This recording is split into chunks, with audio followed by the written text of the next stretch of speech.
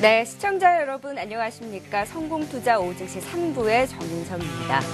오늘 참 많이 아쉽습니다. 이번 주 많이 빠졌던 우리 시장 오늘은 좀 기술적 반등이 나오나 했는데 결국 제약바이오주에 또 한 방을 맞은 기분입니다. 월요일은 급락했고 화요일은 낙폭을 만회했고 오늘은 반등 하나 했지만 꺾이는 움직임이 나타났는데요. 일단 제약바이오주들이 하락을 주도하면서 투자 심리가 좀 급격하게 위축이 됐습니다.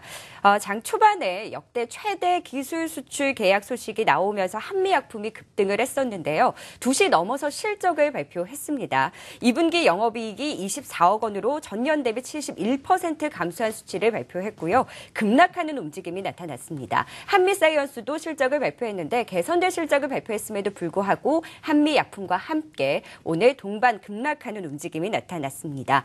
유한양행도 실적을 발표했습니다. 2분기 영업이익이 221억 원으로 전년 대비 37% 증가했다고 발표를 했는데요. 제약바이오주 관련해서는 잠시 후에 이 부분과 함께 짚어드리도록 하겠습니다. 지수 먼저 확인해 보시죠. 코스닥 지수입니다.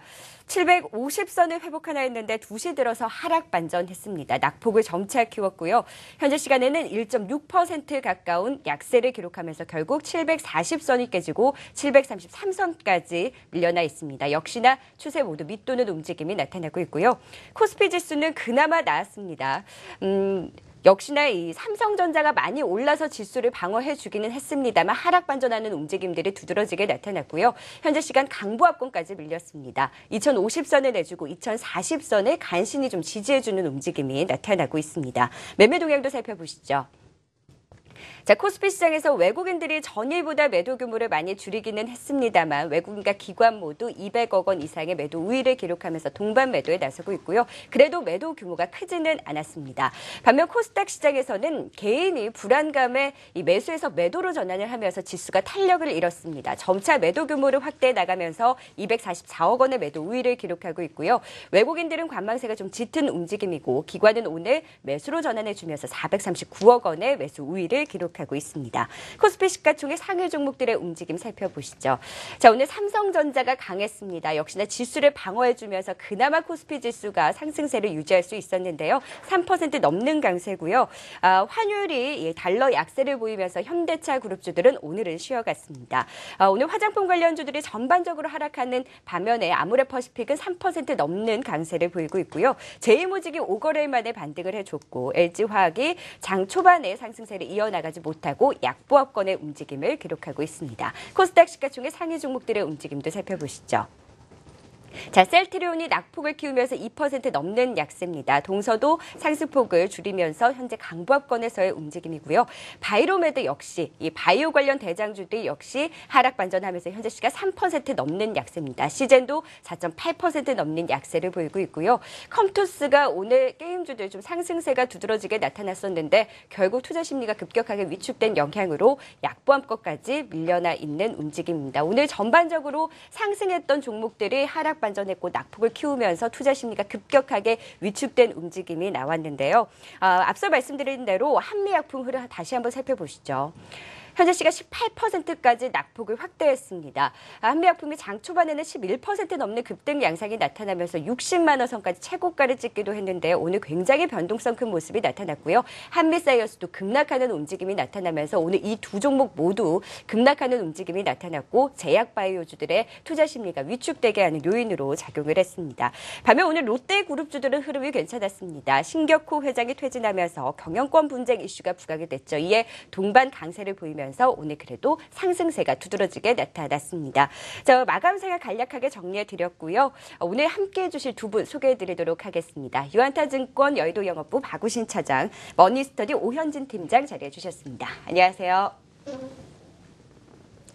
네, 먼저 코스피 예상 체결지수 짚어보도록 할까요? 예, 일단 금일 코스피 시장 같은 경우는 전일과 비슷한 한 2040포인트 정도로 일단 호가가 나오고 있는데요.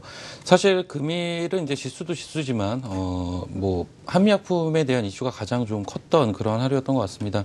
일단 한미약품 기술 이전에 대한 얘기가 나오면서 오전에 급등세를 연출하다가 차익 매물을 맞고 오히려 급락세로 전환이 된 모습이고요.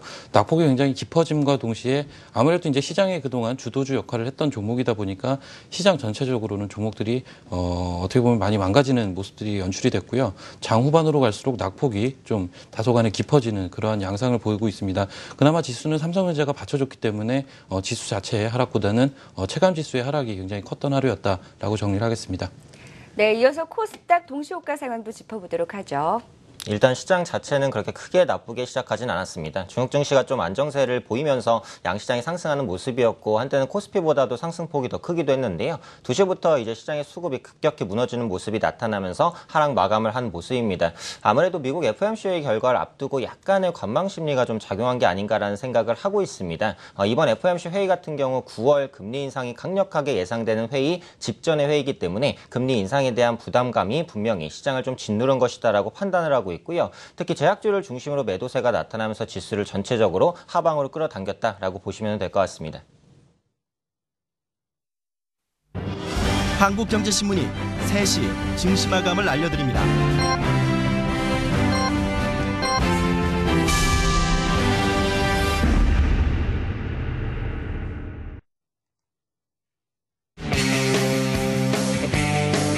네, 7월 29일 수요일장이 모두 마감이 됐습니다. 오늘은 좀 기술적 반등이 나타나나 했는데 결국 뒷심이 부족했습니다. 뒷심 부족한 정도가 아니라 투자 심리가 급격하게 위축이 되면서 결국 코스닥 시장은 또다시 큰 폭의 하락세가 나타났습니다. 1.7%의 약세고요. 전거래일보다 13포인트 내린 732선으로 마감을 짓습니다. 결국 코스피 지수도 하락 반전했습니다. 약보합권이고요. 737선에서의 움직임을 보이면서 740선을 내주면서 마무리를 짓습니다.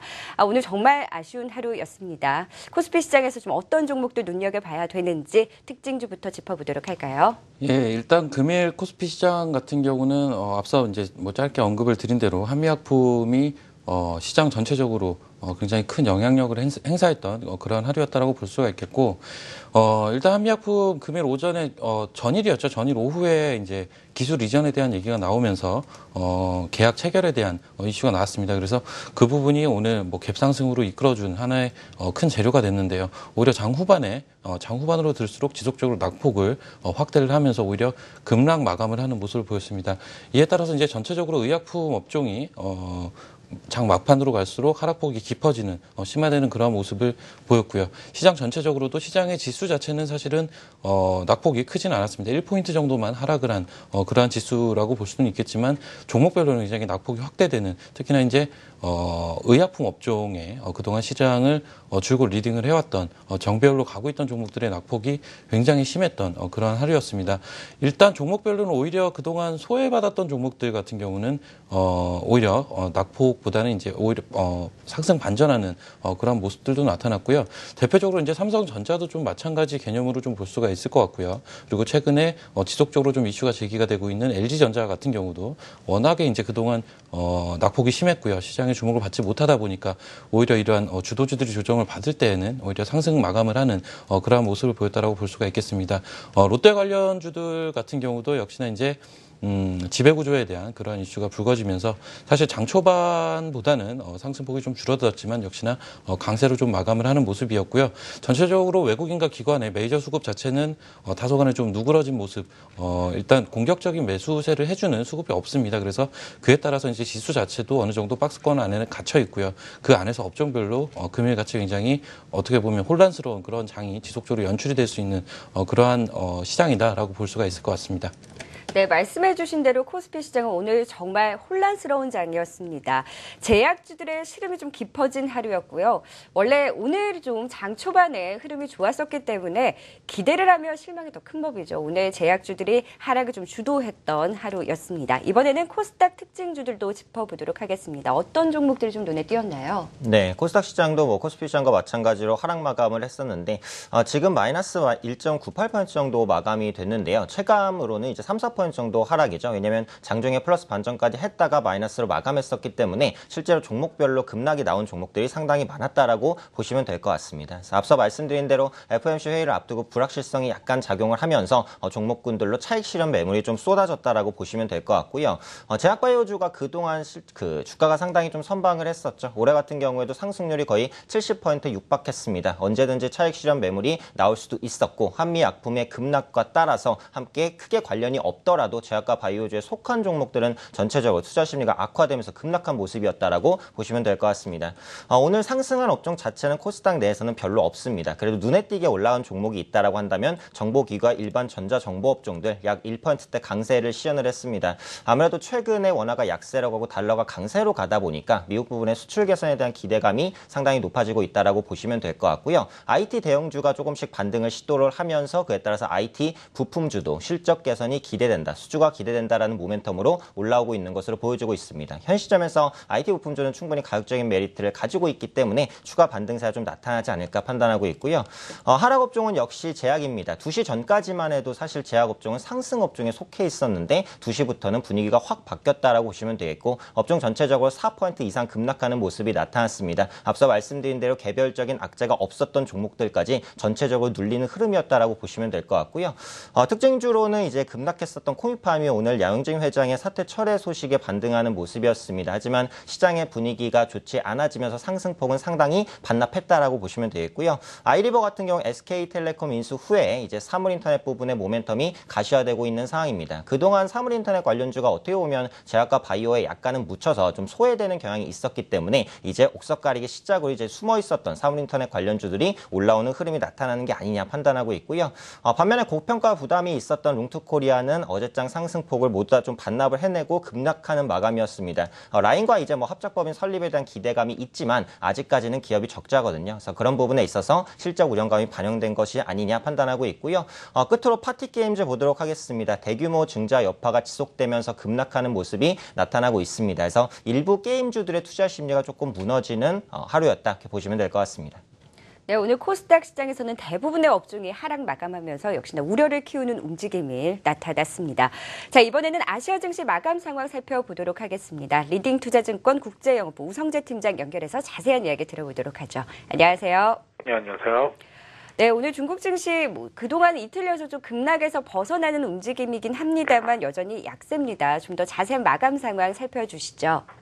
네, 지금 말씀하신 것처럼 최근 중국 증시의 변동성이 글로벌 증시에 큰 영향을 미치는 모습이었습니다. 오늘 같은 경우에도 장 초반 1%에 넘는 상승으로 출발한 이후에 오후장 들어서 점차 상승폭을 줄이면서 하락 반전하는 모습 또한 보여주었었는데요. 지금 상해 종합주가지수는 다시금 상승 반전에 성공한 모습을 보이면서 보합권 혼조 장세 움직임이 이어져 나가고 있습니다.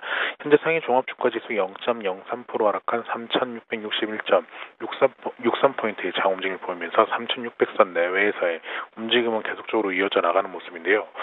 최근 중국이 계속적으로 증시 부양책을 내놓고 있음에도 불구하고 외국계 투자 의견 등 주요 기관들에서 나오고 있는 이야기들은 중국의 부양책이 실질적으로 시장에서의 신뢰를 잃었다라는 언급을 내놓으면서 중국의 이러한 증시 부양책이 계속적인 효과를 나타내기는 어려울 것이라는 전망이 나오고 있습니다.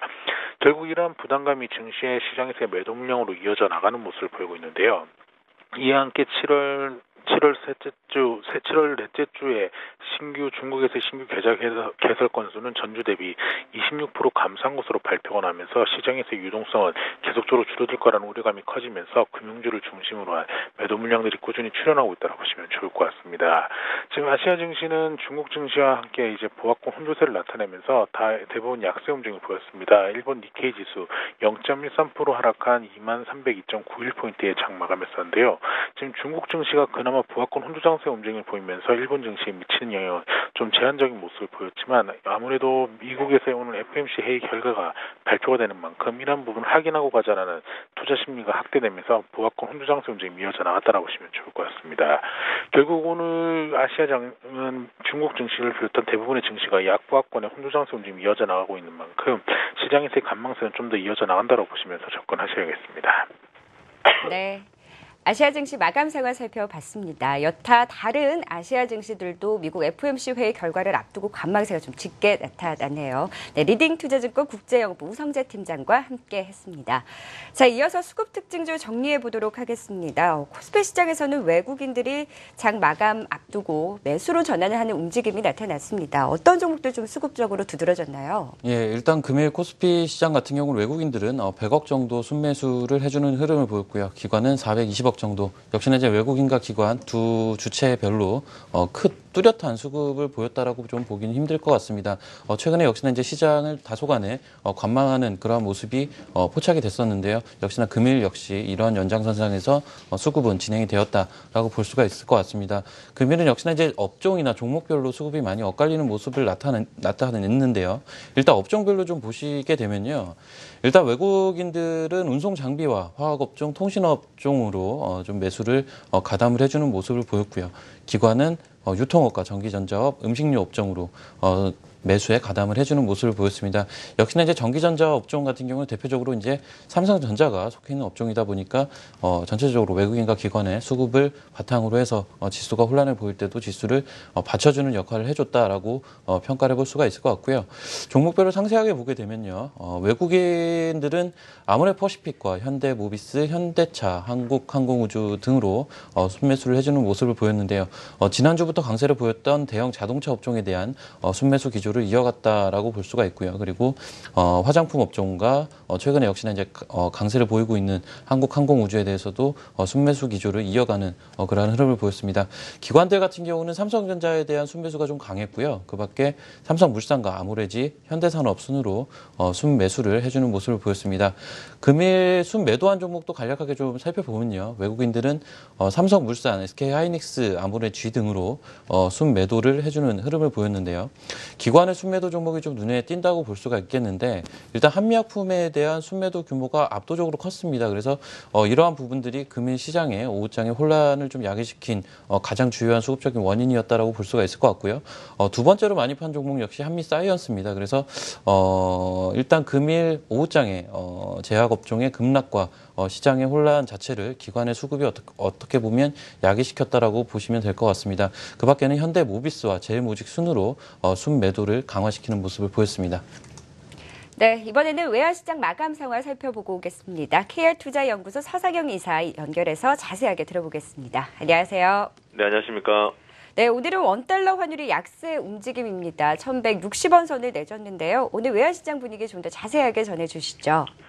일단 달러원 환율은 하락 출발 후에 장후반 달러 강세로 낙폭을 좀 줄이기는 했습니다. 전일 미국 시장에서 달러화는 FOMC 회의를 앞두고 소폭 강세를 보였는데요. 이번 7월 회의에서 9월 금리 인상과 관련된 코멘트가 나올 수 있다는 다소 매파적인 전망에 강세를 보였던 것입니다. 그렇지만 주가 지수의 상승이 커지면서 달러화 강세는 좀 제한적이었고요. 이러한 달러화 소폭 강세에도 불구하고 NDF 환율은 결국 상품 시장 안정과 중국 주식시장 안정에 영향을 받아서 여타 신흥국 환율과 함께 강세를 좀 보였고요. 1,159.8원을 보였습니다. 이것 때문에 장 초반에 1,160원을 하회하는 모습을 보였습니다. 그렇지만 큰 변화 없이 1,156원에서 1,160원 사이에 좁은 박스권을 유지를 했고요. 이는 미국의 금리 인상과 관련한 FOMC 회의를 앞두고 있다는 점에서 잠시 관망하는 모습으로 해석되고 있습니다. 특히 이제 오늘 같은 경우 이제 달러원 환율은 하락 요인과 상승 요인이 충돌하고 있는 모습인데 특히 신흥국 환율 약세를 불러온 상품 시장이 안정을 보이고 있고 수출업체들의 내고 물량이 본격적으로 처리되고 있다라는 하락 요인이 있었습니다. 상승 요인으로는 전일 IMF가 원화의 가치는 5에서 13% 정도 저평가돼 있다는 분석이 좀 있었고요. 이 두 가지 요인이 충돌하면서 달러원 환율은 장초박 하락 후 박스권 등락을 보인 것입니다. 다만 이제 오후 들어서 달러화가 FOMC 회의를 앞두고 다시 이제 강세로 전환하자 달러원 환율은 소폭 낙폭을 좀 줄였고요. 결국은 달러원 환율은 6.5원 하락한 1,158.4원으로 마감했습니다. 네, 외환시장 마감 동향까지 살펴봤습니다. KR투자연구소 서상영 이사와 함께했습니다. 자, 계속해서 코스닥 수급 특징주도 정리해 보도록 하겠습니다. 살펴보니까 외국인들이 매도 규모를 모두 줄이고 소폭 매수로 마감을 했습니다. 어떤 종목들이 좀 수급적으로 두드러지게 나타났나요? 네, 일단 오늘의 가장 특징적인 수급 특징주라고 한다면 이제 다음 카카오를 말씀드릴 수 있을 것 같습니다. 외국인과 기관의 양매수세가 갑자기 좀 쏠리는 모습이기 때문에 앞으로의 흐름도 좀 기대가 되고요. 일단 시장 전반적으로는 코스닥 시장 급락과는 어울리지 않게 외국인과 기관이 모두 동반 순매수에 나선 상황이었습니다. 물론 외국인 같은 경우 매수 규모가 12억밖에 안 됐기 때문에 매수했다라고 말하기도 조금 그렇긴 하지만 어쨌든 매도세가 아닌 매수세로 마감되었다는 것 자체는 긍정적인 부분이 아닐까 싶고요. 기관은 407억 순매수를 했습니다. 기관에서도 특히 이제 투신과 연기금의 순매수가 눈에 띄었다라고 보시면 될 것 같은데 앞으로도 기관의 수급은 투신과 연기금에 따라서 움직일 가능성이 굉장히 높다라고 봅니다. 최근에 주식형 펀드로는 자금이 그래도 꾸준히 유입되고 있는 모습이 나타나고 있거든요. 있거든요. 투신의 매수 여력은 올라오고 있다라고 보고 있고 연기금도 앞으로 계속해서 주식 투자 비중을 늘릴 가능성이 높기 때문에 이런 부분들 체크를 하신다면 기관의 수급 중에서도 투신과 연기금 하루 샀냐 팔았냐가 중요한 게 아니라 연속적으로 샀냐의 흐름을 계속해서 체크해 보실 필요는 있다라고 판단을 하고 있고요. 다만 2분기 실적 부담이라든지 여전히 FOMC 경계감 아까 말씀드렸던 부분들로 인해서 6월 중순부터는 외국인의 수급이 전반적으로 좀 빠져나가는 모습이 나타나는 부분, 코스닥 시장에서 외국인 수급이 추가적으로 이탈될 수 있다는 부분은 염두를 해두시고 대응하셔야 될 것 같습니다. 종목별로 살펴보도록 하겠습니다. 외국인의 순매수 1위 종목 다음 카카오, 기관 순매수 3위 종목에 다음 카카오가 랭크가 되어 있는 모습입니다. 그동안 스티커나 게임 부분 말고는 사실상 수익을 내는 부분이 없었다라는 혹평을 받으면서 네이버나 다음 카카오 같은 이제 포털 관련주들이 주가가 굉장히 안 좋았는데요. 최근에는 플랫폼 부분의 모멘텀이 살아나고 있고 다음 카카오 같은 경우 카카오 택시 부분의 기대감이 높아지고 있는 상황이다라고 보시면 될 것 같습니다. 앞으로도 핀테크 부분이라든지 페이 부분에 대한 경쟁력을 가지고 있기 때문에 우상향 흐름을 기대해 볼 수 있을 것 같고요. 외국인 순매수 업종 이제 컴투스 말씀드릴 수 있겠습니다. 앞서 이제 게임주가 일부 하락하는 모습이었다면 NC소프트를 비롯한 몇몇 게임주들은 분명히 선방해내는 모습이 나타났거든요. 게임주 내에서도 옥석 가리기가 진행되고 있는 것으로 보여지고 있고요. 매도 종목에는 이제 그동안 좀 가격 부담이 있었던 CJ ENM이라든지 아니면 이제 오늘 많이 빠졌었던 바이오즈 시젠이라든지 휴메딕스 같은 종목이 매도 전반적으로 좀 순위에 올라와 있다라고 보시면 되겠습니다. 기관 수급 잠깐 보도록 하겠습니다. 코스닥 기관 순매수 종목 이제 펩트론, 리온쿠첸 등이 올라와 있고요. 역시 앞서 말씀드렸던 다음 카카오가 3위권에 랭크되어 있습니다. 외국인과 다르게 기관은 CJ ENM을 다시 한번 담는 모습입니다. 엔터 부분에서의 경쟁력이 계속해서 강화되고 있는 부분들, 해외 콘텐츠 합작에 대한 기대감까지도 전반적으로 반영되고 있다라고 보시면 될 것 같고요. 매도 종목으로는 셀트리온이 올라와 있습니다. 바이오시밀러 부분의 경쟁력에는 크게 무리가 없다라고 생각을 합니다. 다만 오늘 역시 제약과 바이오 부분의 투자 흐름이 약해지면서 셀트리온의 매도세가 나온 것이다. 하지만 일시적인 매도가 되지 않을까 판단하고 있습니다. 네, 코스닥 수급 특징주까지 살펴봤습니다. 자, 이제 선물 시장까지 모두 마감이 됐습니다. 선물 시장 마감 동향 살펴보도록 하죠. SK증권 서초센터 정광욱 부장 연결해서 이야기 들어보겠습니다. 안녕하세요. 예, 안녕하세요. 네, 선물 시장은 현물 시장과 다르게 그래도 3거래일 연속 상승세를 이어왔습니다. 자세한 마감 상황 전해주시죠. 예, 오늘 코스피 200 선물 지수는 현재 246.75, 전일 대비 1.25포인트 상승하면서 마감했고요. 주식시장에서는 삼성전자가 2% 이상 상승하면서 시장 상승을 이끌었고 선물 시장에서는 외국인이 3천 계약 이상 순매수를 하면서 상승세를 이끌었는데 다만 미니 코스피 200 선물 외국인 수급이 오히려 좀 매도세로 상승 흐름을 좀 끊어주는 모습이었습니다. 전체적으로 미결제 약정도 증가하고 있고 큰 이벤트들이 몰려 있어서 조만간 방향성에 큰 충돌이 예상됩니다. 코스피 200 옵션 시장은 변동성 지수는 여전히 살아있는데 향후 변동성 증가에 좀 대비하는 그런 모습입니다. 변동성 지수 선물 매수 전략은 굉장히 유효하다고 생각이 듭니다. 내일의 선물 옵션 전략을 좀 말씀드리겠습니다. 내일은 해외에서는 FOMC 회의가 있고 국내에서는 삼성전자 컨퍼런스 콜이라는 이벤트가 대기 중입니다. 어떤 결과가 나오느냐에 따라서 시장 반응이 극과 극으로 나눌 수 있기 때문에 현재로서는 어느 쪽이냐 판단하기는 굉장히 어렵고요. 미국과 중국 시장의 불안, 금리 인상 이슈 같은 악재도 있고 삼성전자 자사주 매입 기대감, 또 월말 윈도우 드레싱 같은 호재도 있어서 이런 악재와 호재가 부닥치면서 내일 시장은 크게 출렁일 것으로 예상됩니다. 이상 선물 옵션 마감 시황이었습니다.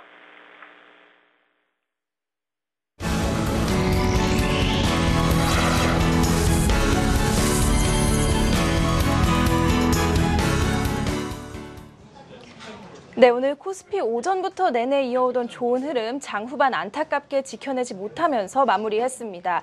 장중 내내 2040선을 웃돌던 코스피는 마감 직전 상승폭을 반납하면서 0.07% 내린 2037.62에 마무리했습니다. 외인과 기관이 매도 우위를, 개인은 300억 원어치를 순매수했습니다. 시가총액 상위 종목에서는 삼성전자와 아모레퍼시픽이 강세였고요. 의약품 업종은 8%대 낙폭을 기록했습니다. 오늘 시장의 특징주들 살펴보시죠.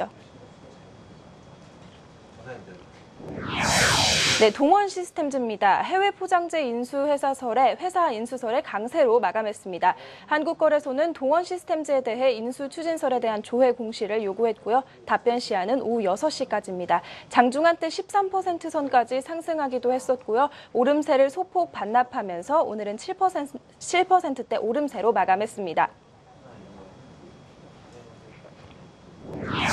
네, 한미약품입니다. 오늘 하루 변동성이 굉장히 컸는데요. 헬스케어 업종 역대 최대 수출 계약을 경신했다는 소식에 신고가를 경신했다가 하락 반전 마감했습니다. 한미약품은 폐암 치료용 신약 후보물질을 베링거 인게라임에 수출하는 계약을 체결했다고 공시했는데요. 상업화되고 나면 최대 7억 3천만 달러를 수취하게 됩니다.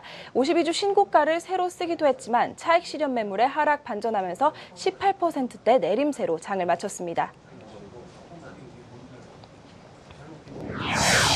네, 대우건설입니다. 하반기 실적 개선에 대한 기대감에 사흘째 강세로 마무리했습니다. 사우디아라비아 사다라 프로젝트 등으로 해외 사업 부문이 적자이기는 하지만 주택 부문의 이익 창출력이 돋보인다는 증권사 분석인데요. 2분기 영업이익은 지난해 같은 기간 대비 18%가량 감소했지만 하반기는 기대해볼 만하다는 평가가 이어졌고요. 오늘은 외인 매수세에 힘입어서 4%대 강세로 마무리했습니다. 네, 삼성전자입니다. 오늘 외인과 기관 동반 매수세에 힘입어서 강세로 장을 마쳤습니다. 어제는 52주 신저가를 새로 쓰면서 부진한 모습을 보이기도 했었는데요. 오늘은 장중 한때 3.6% 선까지 오르면서 오랜만에 빨간불을 켰습니다. 미국 시장에 진출한 이후 9년 만에 처음으로 드럼 세탁기 판매 1위를 차지했다는 소식도 전해졌고요. 오늘은 2.6%대 오름세로 장을 마쳤습니다. 네, 롯데그룹의 경영권 분쟁으로 롯데그룹주가 강세로 마무리했습니다. 이 두 형제가 비슷한 규모의 지분 구조를 가지고 있기 때문에 향후 지분 경쟁이 촉발될 수 있다는 기대감이 반영된 것으로 풀이됩니다. 경영권 분쟁이 불거지면서 롯데쇼핑의 지주사 전환과 호텔 롯데 상장에 주목해야 한다는 증권사 분석이고요. 오늘 롯데쇼핑은 6%대, 롯데제과는 4%대, 그리고 롯데푸드는 3.8%대 오름세로 장을 마쳤습니다. 이상 코스피 특징주 살펴보셨습니다. 네, 코스피 특징주 살펴봤습니다. 오늘 코스피 시장에서 핫한 종목들 정말 눈에 띄는데요. 이 가운데 어떤 종목 좀 더 자세하게 살펴볼까요? 예, 일단 가장 금일 시장을 좌지우지했던 한미약품을 일단 짚고 넘어가야 될 것 같은데요. 일단 사실 아침에만 해도 굉장히 분위기가 좋았습니다. 한미약품 전일 오후장에 대규모 수출 계약 기술 이전 소식에 금일 갭 상승을 해주는 그러한 모습을 보였고요. 이러한 한미약품의 급등세에 따라서 전체적인 시장 분위기, 종목들의 분위기도 굉장히 나쁘지가 않았었습니다. 하지만 오히려 이제 점심 시간이 지나서 오후로 접어들면서 상승폭을 대부분 반납을 하고 하락 전환이 됐었고요. 그리고 2시 반 부근경에 영업이익에 대한 발표가 있었죠. 2분기 영업이익이 24억이 나왔습니다. 그래서 사실 증권가에서 예상을 하던 가이던스 대비해서는 굉장히 안 좋은 실적이 좀 나왔고요. 그리고 전년 대비해서도 71% 감소하는 이익이 나왔습니다. 그래서 이에 따른 영향이 조금 더 하락폭을 심화시키는 모습이 나타났었는데요. 수급적으로는 앞서 언급드린 대로 기관의 매도세가 집중이 됐습니다. 그래서 이러한 부분들이 주가에는 굉장히 부담이 됐다라고 볼 수가 있습니다. 하지만 한미약품은 일전에도 한번 기술 이전이 있었고요. 그리고 이번 두 번째였죠. 그리고 일단 드리는 얘기로는 세 번째 기술 이전까지 올해 내로 연내 지금 추진 중에 있는 것으로 알고 있는데요. 이러한 부분들 같은 경우는 분명히 중장기적인 모멘텀이 될 수 있지만 어쨌든 간에 단기적으로는 수치로 반영되기는 힘듭니다. 일단 추후에 수치로 반영이 될 실적으로 보여질 그러한 부분들이고요. 일단 2분기 실적이 굉장히 안 좋았던 부분이 기관의 매도세를 좀 촉발했다라고 볼 수가 있겠는데요. 일단 금일 같은 경우는 거래량도 굉장히 대규모로 좀 터졌고요. 그리고 일봉 자체도 큰 규모의 음봉이 좀 발생을 했기 때문에 일단 이에 따른 어느 정도의 조정 기간은 좀 소요가 될 수밖에 없을 것 같습니다. 전체적으로 시장의 주도주 역할을 했던 종목이 금일 큰 음봉을 맞았다라는 부분이 앞으로 시장을 보는 데 있어서 굉장히 시사점이 큰 것 같고요. 일단 동종목 같은 경우는 다소간의 시간을 소요를 하면서 조정을 거친 이후에 말씀드린 세 번째 기술 이전이 나왔을 때 다시 한번 주가의 레벨업을 기대를 해볼 수가 있을 것 같고요. 당분간은 다소간의 조정 과정을 거칠 수밖에 없는 그러한 상황에 놓였다라고 볼 수가 있을 것 같습니다. 네, 한미약품 짚어봤습니다. 오늘처럼 이렇게 한미약품도 야속했던 적도 없는 것 같습니다. 오늘 장대 음봉을 그려내고요. 당분간은 이 조정을 피할 수 없을 것 같다라는 말씀까지 해주셨습니다. 이어서 코스닥 특징주도 살펴보도록 하겠습니다. 김주민 캐스터. 네, 오늘 내내 좋은 흐름 보였던 코스닥 역시 마감 직전에 낙폭을 확대하면서 하락 반전했습니다. 전일 대비 1.98% 내린 730.47에 장을 마쳤습니다. 외인과 기관이 매수 우위를 기록했고요. 개인은 360원어치를 매도했습니다. 동서를 제외한 시가총액 상위 종목들 대부분 조정됐고요. 정보기기 업종과 일반전자 업종이 1%대 소폭 오름세로 장을 마쳤습니다. 시장의 특징주들 살펴보시죠. 네, 시젠입니다. 글로벌 진출 가능성이 강화됐다는 증권사 분석에 7%대까지 상승했었는데요. 마감 직전 상승폭을 반납하면서 하락 반전했습니다. 작년에 베크만 쿨터에 이어서 지난달 10일 퀴아젠과 제조자 개발 생산 계약을 체결했다고 밝혔는데요. 오늘 기관이 매수 우위를 기록했고요. 오늘은 5%대 약세로 마무리했습니다. 네, LIS입니다. 사후 면세점 업체인데요. 중국 최대 여행사인 중국 국제여행사와 관광객 유치를 위한 업무 협약을 체결했다고 밝혔습니다. 이번 계약을 통해서 LIS는 앞으로 연간 30만 명 이상의 헤이룽장성 관광객을 유치할 수 있게 됐고요. 오늘 52주 신고가 새로 쓰면서 5.6%대 강세로 장을 마쳤습니다. 네, 현대 IBT의 비타브리드 파우더가 발모 효능을 입증받았다는 소식에 강세로 마무리했습니다. 이 비타브리드 파우더는 세계적으로 유명한 발모용 외용제보다 효능이 더 우수하다는 사실을 입증받았고요. 다음 달 8일부터 본격적으로 두피케어 프랜차이즈 사업을 시작하면서 양모제 시장을 주도해 나간다는 계획입니다. 오늘은 0.7%대 강세로 장을 마쳤습니다. 코미팜입니다. 양용진 회장의 사임 철회 소식에 사흘 만에 반등에 성공했습니다.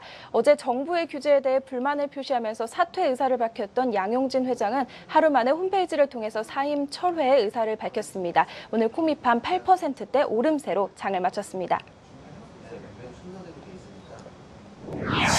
네, 오늘 코스닥 특징주 마지막 종목 로지시스입니다. 오늘 상장했는데요. 전산 장비 판매와 유지 보수 업체로 시중 대부분 은행의 A팀 기기를 관리하고 있습니다.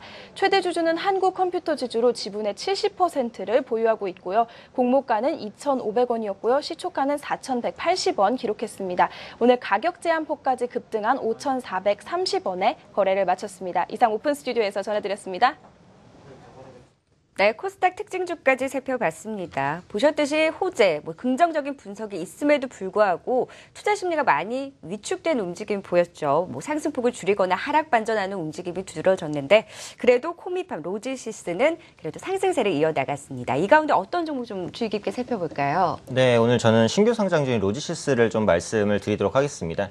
금일 신규 상장 후에 이제 급등 마감하는 모습이었는데요. 아무래도 최근에 이제 저금리 추세화가 장기화되고 부동산도 투자가 부담스럽다라고 하시는 분들이 공모주로 많이 쏠리는 것 같아요. 그래서 공모주 기업들은 계속해서 높은 경쟁력을 보여주고 있고 상장 후 급등하는 모습들이 종종 나타나고 있습니다. 이번에 로지시스도 그런 모습이었다라고 보시면 되겠고요. 상장 시 경쟁률이 345.68대 1이었습니다. 상당히 많은 관심을 받았고 공모가도 2,500원 정도에 출발하면서 급등한 모습이었죠. 앞서 언급해 주신 대로 이제 전산 장비 판매와 유지 보수업을 영위하고 있습니다. 추가적으로 벤 서비스 대행과 금융권 유지 보수 사업까지도 함께 영위하고 있다라고 보시면 될 것 같고요. 전산 장비 유지 보수 부분의 매출 비중이 97%예요. 사실상 전보라고 보시면 됩니다. 그런데 전산 장비 유지 보수라는 게 어차피 정기적으로 매년 계속 이루어져야 되는 부분이에요. 그만큼 어떻게 보면 실적의 안정성을 갖춘 기업이 바로 이 로지시스다라고 생각을 해주시면 될 것 같고요.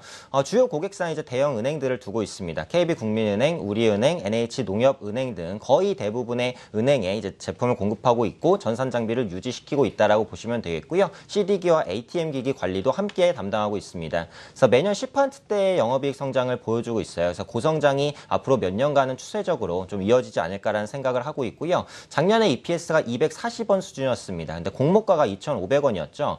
PER 기준으로는 이제 10배 수준에서 공모가가 책정이 됐는데 어느 정도 저평가가 되어 있었다라고 생각을 합니다. 물론 오늘의 이제 주가 급등, 상한가까지 마감함으로 인해서 PER이 20배까지 올라가면서 약간은 부담스러운 가격권이 됐어요. 그래서 신규로 진입하실 분들은 좀 조정을 기다리셨다가 들어가시는 게 맞겠다 이렇게 판단을 하고 있고요. 오늘의 상한가 잔량은 430만 주 정도, 43만 주 정도로 끝났습니다. 잔량이 그렇게까지 많지는 않기 때문에 내일 소폭 상승하는 마감이 나타나지 않을까. 약 4,000원대까지 조정이 오면 좀 매력적인 가격대가 되지 않을까 판단하고 있습니다.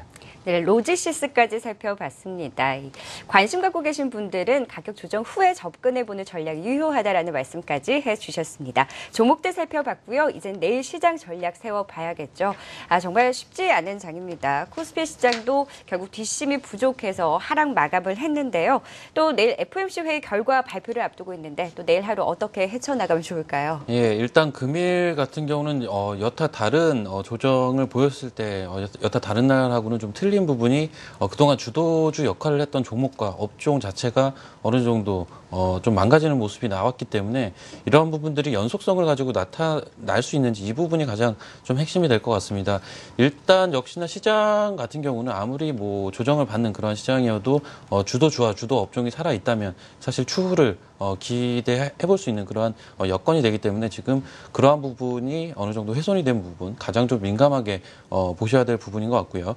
일단 전체적인 지수 자체는 윗부분과 아랫 밴드 자체가 굉장히 박스권에 갇혀 있죠. 2100과 2000포인트 정도로 어느 정도 좀 심플하게 좀 생각을 하시면 될 것 같은데요. 당분간은 이 지수 안에서 움직일 공산이 굉장히 크다. 이 지수 안에서 움직이는 그러한 시간 동안에는 오히려 이제 지수가 빠지고 종목들이 조정을 받을 때 매수에 가담을 하고요. 그리고 오히려 어떻게 보면 추세가 어떻게 보면 살아나는 그러한 상승이 나왔을 때 오히려 매도를 하는 그러한 매매를 해야지만이 수익이 좀 발생을 할 수가 있을 것 같습니다. 그래서 당분간은 이러한 박스권 매매를 좀 하셔야 될 것 같고요. 2000포인트와 2100포인트의 그 박스권 상단이든 하단이든 붕괴가 되기 전까지는 이러한 박스권 매매 전략이 좀 유효하지 않나. 역시나 그리고 주도 업종과 주도주가 금일 다소간에 훼손되는 모습이 나타났기 때문에 역시나 그동안도 마찬가지로 분할 매수 관점으로 좀 대응을 말씀을 드렸지만 이러한 부분에 조금 더 리스크 관리에 신경을 쓰셔서 매매를 하셔야 될 것 같습니다. 네, 코스피 시장에서는 리스크 관리를 좀 철저히 하면서 박스권 매매가 좀 전략이 유효하다라는 말씀까지 해주셨습니다. 이어서 코스닥 시장 전략도 세워보도록 하겠습니다.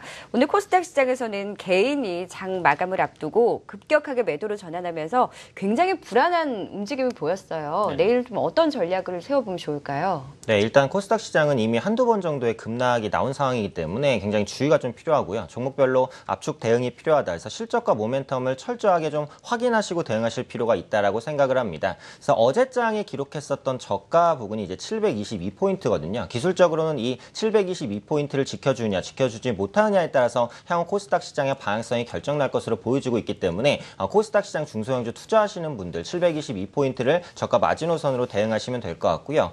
특히 고가주에 대한 투자 심리가 굉장히 많이 악화가 됐습니다. 오늘 제약과 바이오주의 급락에서 보시면 아시겠지만 특별한 이유 없이도 단순히 많이 올랐다는 이유만으로 차익 실현이 쏟아질 수 있는 시장이 바로 지금의 코스닥 시장입니다. 코스닥 종목 중에서 고가 종목, 많이 오른 종목을 가지고 계신 분들은 익절가 대응을 철저히 해야 되지 않을까. 그리고 신규로 제약바이오 종목군들을 접근을 하신다면 실시간 대응이 반드시 필요하다라고 말씀을 드리고 싶고요.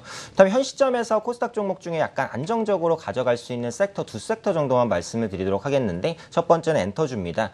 국내 공연 수익과 신사업에 대한 성과가 기대가 됩니다. 해외 공연에 따른 수익이 하반기에 본격적으로 반영이 되고요. 세월호라든지 메르스 때문에 이제 공연 부분이 많이 위축이 됐었는데 이 부분이 해소되면서 기저효과까지도 좀 반영될 수 있을 것이다. 특히 요즘에 엔터주 보시면 화장품, 여행, 패션, 신사업 진출이 굉장히 다양합니다. 그런 측면에서 현재 시점에서 신사업에 대한 모멘텀을 받을 수 있고 종목, 가격적인 메리트가 있는 뭐 SM이나 YG엔터 같은 엔터주들 보시면 좋겠고요.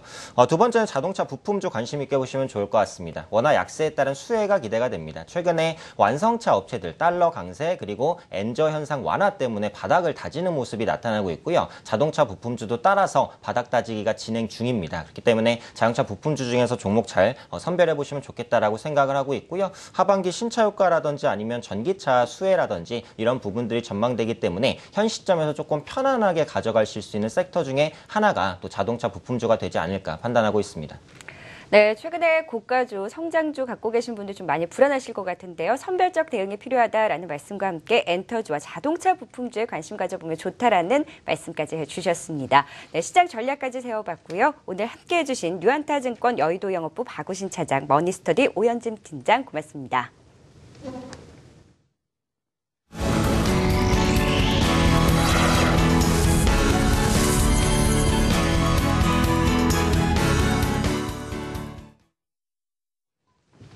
네, 계속해서 내일장 3인의 전략 살펴보도록 하겠습니다. 전문가들의 시각 전략을 엿보는 시간인데요.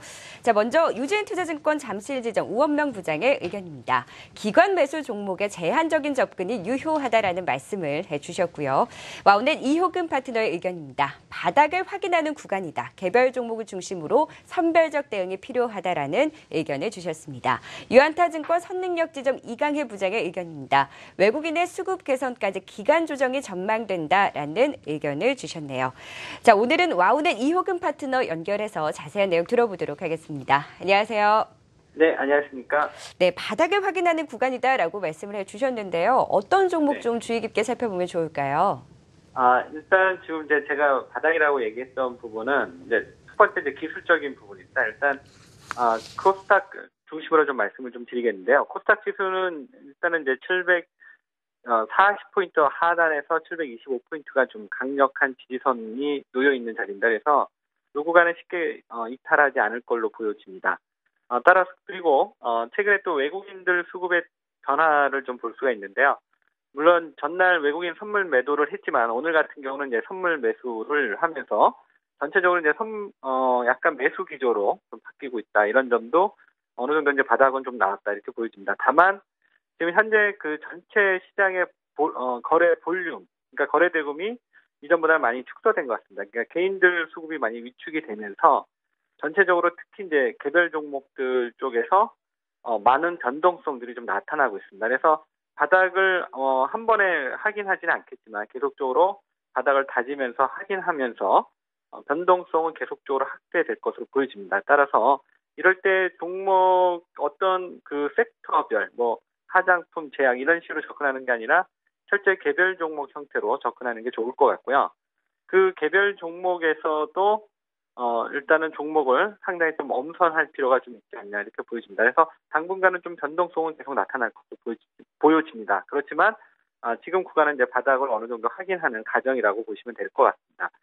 일단 종목 쪽에서는 아무래도 좀 낙폭과대 쪽에서 이제 삼성전자라든가 통신사, LG유플러스, KT 이런 쪽이 좀 그래도 좀 편안하게 매매할 수 있는 종목군이 아닌가 이렇게 보여집니다. 이상입니다. 네, 와우넷 이효근 파트너와 함께 내일장 전략까지 세워봤습니다. 고맙습니다. 네.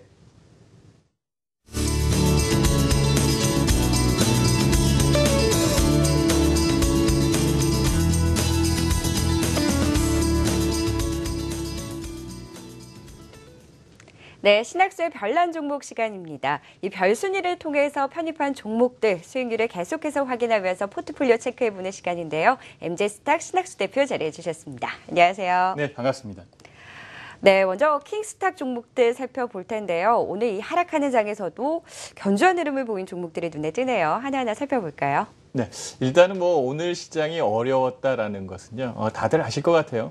장 막판 무렵이죠. 오후장 한 2시께부터 갑자기 또 주가가 내리기 시작을 해서 굉장히 좀 곤혹스럽지 않았나라고 생각을 하는 거고요. 저 또한 이제 종목을 하다 보니까 갑작스럽게 주가가 하락을 할 때 대처할 수 있는 부분들 이런 것들을 계속적으로 좀 체크를 하지만 어려운 시장인 건 맞지 않나라고 생각이 듭니다. 그렇지만 이제 또 다 왔지 않나라는 그런 또 생각을 하니까요. 일단 종목부터 확인을 해 가면서 어떤 일이 있었는지 좀 살펴드리겠습니다. 킹스탁 종목, 네, 먼저 그 세 종목이 있었죠. 세 종목 중에서 빅솔론이 들어왔고요. 인피니티 헬스케어를 좀 내렸습니다. 주가에 대한 부분과 최근에 수급적으로 해이해지는, 그러니까 분산되는 그런 모습이 보여 있는 그런 상황이기 때문에 좀 바꿔놨고요. 지금 들어와 있는 빅솔론 같은 경우에는 현재 좀 직결되는 그런 모습이 좀 있는 그런 상황이고요.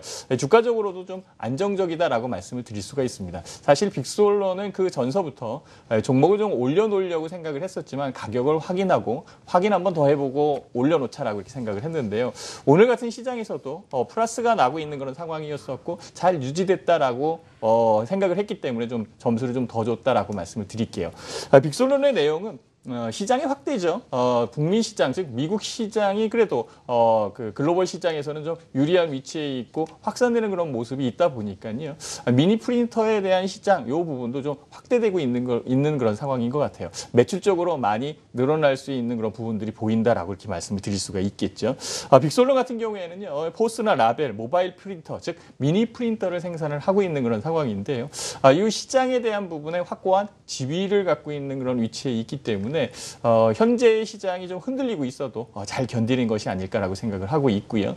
몇몇 레포트를 살펴보면은 수익적으로 즉 매출 기대와 성장률 그리고 수익이 좀 늘어날 수 있는 부분들을 많이 얘기를 하고 있는 그런 상황인 것 같아요. 그래서 현재 가격에서 충분하게 목표가는 16,500원 정도로 보고 있는데요. 그 부분까지는 움직이지 않겠나라고 생각을 하고 있고 현재 위치에서도 괜찮은 모습이다라고 말씀을 드리겠습니다. 잠시 빅솔론의 이 차트를 잠깐 보여드리겠습니다. 빅솔론도 올라오고 있는 그런 상황에서 좀 눌려 있는 그런 부분들이 분명히 있죠. 네, 주가는 견조하게 올라왔다가 오늘 어제와 오늘 주가가 좀 유지되고 있는 그런 상황인데요. 15,000원을 넘어가는 것과 15,000원과 16,500원 사이의 이 공간, 요 위치에서 최소한 16,000원까지는 충분하게 갈 가능성이 있으니까요. 빅솔러는 별 3종목, 그 이상 종목이죠. 킹스탁 종목입니다. 그러면 가격이 올라왔다라고 생각을 하고 좀 단기적으로 짧게 트레이딩 전략을 사용하는 게 괜찮고요. 기존에 보유하고 계신 분들은 그대로 홀딩하면서 나가는 게 좋겠다라고 그렇게 말씀을 드리겠습니다. 네, 빅솔론이 등급이 상향이 돼서 킹스탁 종목에 편입이 됐습니다. 그러면 인피니티 헬스케어가 등급이 하향 조정된 거죠? 네, 인피니티 헬스케어는 좀 많이 좀 내렸습니다. 그럼 별 3, 별 2 종목대 포트폴리오도 살펴볼까요? 네, 일단 뭐 별 3 종목에는요, 두 종목이 있는데 두 종목 중에서 그 빅솔론이 올라와 있는 그런 상황인데 한 종목이 또 끼어왔죠. 바로 그 M게임이 올라왔다라고 이렇게 말씀을 드릴 수가 있지요. 다음 카카오가 그대로 있고요. M게임이 별 3 종목으로 올라왔습니다. M게임 같은 경우에는 현재 시장에서 좀 맞지 않나라고 이렇게 생각을 하는데요. 시가총액에 대한 부분들도 그렇고 지금 현재의 시장에서 수급이 몰릴 수 있는 부분들 좀 간편하고 단기적으로 상승할 수 있는 종목 쪽으로 몰리는 부분들도 분명히 있거든요. 그러다 보니까 게임주에 대한 확대 이런 부분들도 분명히 있는 것 같습니다. 물론 게임주가 최근에 올라왔다 내렸다 하는 그 등락이 좀 세게 움직이고 있는 그런 상황도 맞지만은요. M게임 같은 경우는 실적적으로 좀 확인될 수 있는 부분들이 많이 나오는 것이 아닐까라고 이렇게 생각을 하고 있습니다. 현재 시장에서 M게임 같은 경우는 잘 견디고 있는 위치에 있기 때문에 이 정도의 위치라면은 뭐 충분하게 등급을 상향시킬 수도 있지 않겠느냐라고 생각을 해서 올려놨고요. 두 번째 종목이 이제 다음 카카오죠. 다음 카카오는 제가 말씀을 안 드려도 많은 분들이 얘기를 하는데요. 카카오 택시 성장성이 부분입니다. 사실 새로운 시장에 대한 확대 이런 것들이 종목을 찾거나 종목을 선택을 할 때의 기준점이나 중요한 그런 위치로 지금 잡히는 그런 상황인데요. 새롭게 시장이 확대되는 부분에서 다음 카카오는 좀 점수를 줘야 되지 않을까라고 생각을 하고 있는 그런 중이고요. 현재 위치에서 그래도 기관들은 들어오고 있다라고 이렇게 말씀을 드릴 수가 있고요. 수급적으로 약간 분산되는 그런 모습도 분명히 있지만은 그거는 시장적인 영향이다라고 말씀을 드리겠습니다. 오늘 21선에 위치해 있는 부분, 즉 21선에 다 있는 부분이 있기 때문에 기술적 지표로도 현재 위치에서는 시장만 받쳐주면은 바로 14만 원 선까지는 반등해주지 않을까 이렇게 생각을 하니까요. 홀딩해야겠다라고 이렇게 말씀을 드리겠습니다. 네, 그러면 이어서 별 1 종목들 현황도 함께 살펴볼까요? 네, 별 2 종목과 별 1 종목이 있는데요. 별 2 종목의 인피니티 헬스케어가 좀 내려왔죠. 킹스탁 종목에서 별 2 종목으로 내려왔으니 등급이 좀 많이 하향돼 있는 그런 상황이지요. 사실상 주가적으로 보더라도 21선을 깨고 내려오는 부분과 현재 위치에서 수급이 좀 분산되고 있는 부분들이 약간 느껴지고 있기 때문에 등급을 좀 내렸습니다. 그렇다고 해서 빼는 건 아니죠. 왜냐하면 현재의 발전할 수 있는, 그러니까 성장할 수 있는 그 가능성에 대한 인피니티 헬스케어의 성장 속도나 이런 것들은 괜찮다라고 말씀을 드릴 수가 있죠. 즉 기업적인 부분은 큰 문제가 없구나라고 이렇게 말씀을 드릴 수가 있습니다. 단지 오늘도 장 마지막 무렵에 그 한미약품 얘기가 좀 있는데요. 제약이나 바이오 이 부분이 같이 내려다 보니까 시장에 의해서 좀 눌리는 그런 모습도 분명히 있었다라고 이렇게 말씀을 드리니까요. 좀 더 견뎌보고 별 2 종목에서 수익률이 올라온다면 다시 또 등급을 상향할 수 있는 부분을 찾아보겠다라고 이렇게 말씀을 드릴 수가 있고요. 별 1 종목의 CJ 헬로비전이 있는데요. CJ 헬로비전 최근에 이슈로 작용할 수 있는 부분은요. 알뜰폰 시장이고요. 알뜰폰 시장으로 확대되는 것, 즉 모바일이나 아니면은 온라인을 통해서 가입할 수 있는 부분들이 좀 많이 확대되고 있는 상황이 있고요. KT하고 또 SK텔레콤 같이 손을 잡고 있는 그런 상황이기 때문에 그 최근에 가입하려는 그 소비자들이 좀 늘고 있다라는 그런 내용도 많이 나오고 있습니다. 그렇지만 시장 위치에서는 좀 눌려 있는 그런 상황이고 움직임이 좀 덜하다라고 이렇게 말씀을 드릴 수가 있고요.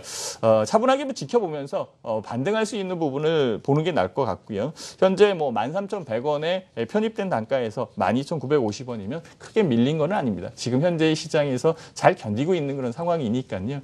시장에 대한 변화 그리고 바뀔 수 있는 부분만 챙겨진다면 충분하게 상승할 수 있는 종목이 아닐까 이렇게 생각을 해봅니다. 네, 앞서 말씀해주신 인피니트 헬스케어 같은 경우에는 오늘 장 초반까지만 해도 분위기가 좋았잖아요. 맞습니다. 네, 역시나 제약바이오 헬스케어 관련주도 투자 심리가 좀 위축되면서 오늘 하락 반전했던 움직임은 좀 다소 아쉽게 느껴집니다. 네. 오늘 종목 포트폴리오까지 살펴봤고요. 그럼 이어서 내일장 전략도 세워봐야겠죠. 네. 뭐 기업들의 실적 발표 계속되고 있고 또 내일 미국 FOMC 회의 결과가 발표돼서 좀 관망세가 짙은 장이 계속되고 있는데 좀 어떤 전략 세워보면 좋을까요? 글쎄요. 일단은 뭐 현재 위치 오늘도 반등을 해준다라는 그런 뉘앙스가 많았었고요. 아침부터 글로벌 시장이 전반적으로 큰 폭으로 반등을 해줬기 때문에 네. 한국 시장도 보면 반등을 하지 않을까라고 이렇게 생각을 했었고 사실 반등을 하고 있었거든요. 네. 그러다가 이제 장 막판에 밀리는 모습 때문에 저도 사실상 좀 긴장이 되더라고요. 그렇다고 해서 모든 게 끝난 건 아니죠. 사실 그 돌발적으로 작용할 수 있는 그 이슈나 악재들은 산재되어 있는 것은 맞습니다. 그렇지만 이게 잘 먹히는 시장이 있고 잘 안 먹히는 시장이 있는데요. 현재는 약간의 그 스크래치, 불협화음만 있어도 주가를 밀어내는 하방 세력이 훨씬 더 크다라고 이렇게 말씀을 드릴 수가 있죠. 그러다 보니까 시장 자체적으로 좀 눌리는 그런 모습들이 분명히 있는 것 같습니다.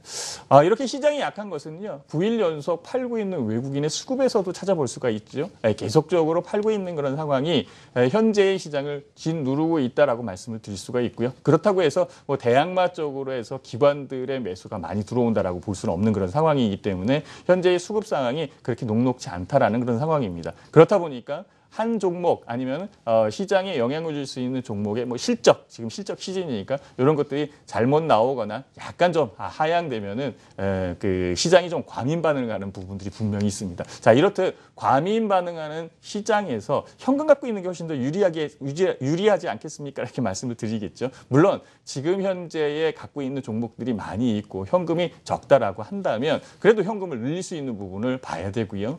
현재의 시장이 의외로 내렸다라고 본다면 종목을 맞바꿀 수 있는, 교체할 수 있는, 더 빠르게 움직일 수 있는 종목으로 교체할 수 있는 그런 것들을 지금부터 많이 찾아봐야 되지 않을까 이렇게 생각을 해봅니다. 어차피 내일 아침에 그 미국의 FOMC 회의 차분하게 지켜봐야겠죠. 결과가 나오는 거 확인하면서 매매를 해도 늦지 않을 것 같아요. 또 의외로 기업에 대한 실적이나 이런 것들이 나오면서 불협화음이 있을 수도 있으니까요. 좀 더 지켜가면서 차분하게 보면서 투자하는 것이 유리할 것이다라고 이렇게 말씀드리겠습니다.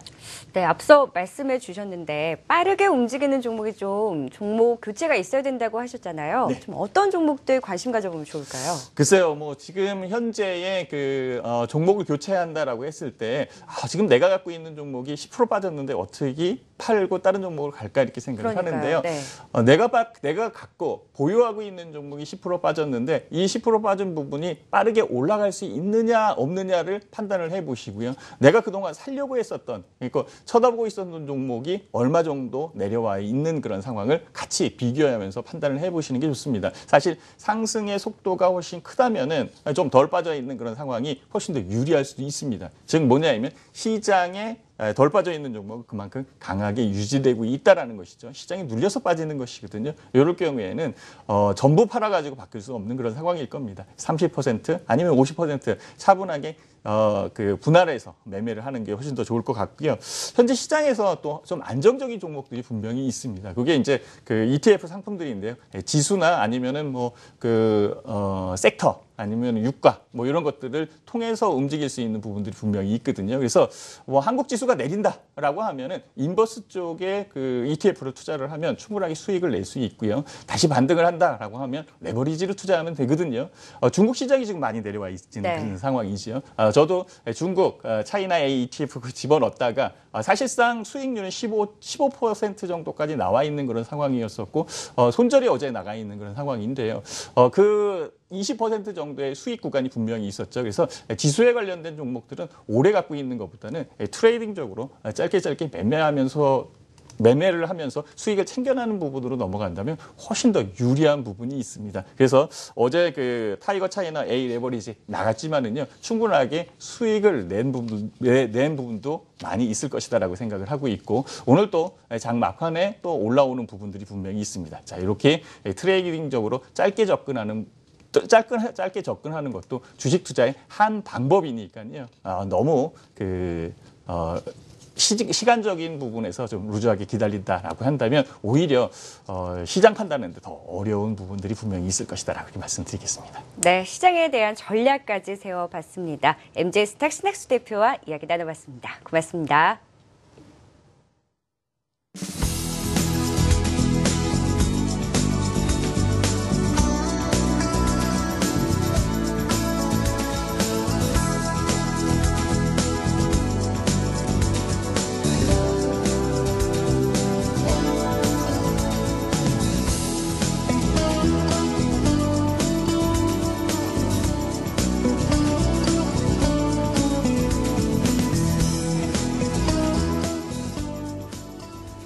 네, 성공투자 오후 증시 3부 준비한 내용은 여기까지입니다.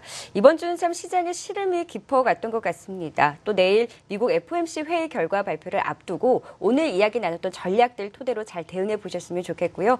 내일은 좀 좋은 이야기들로 다시 찾아뵐 수 있었으면 좋겠습니다. 오늘도 함께해 주신 여러분 고맙습니다.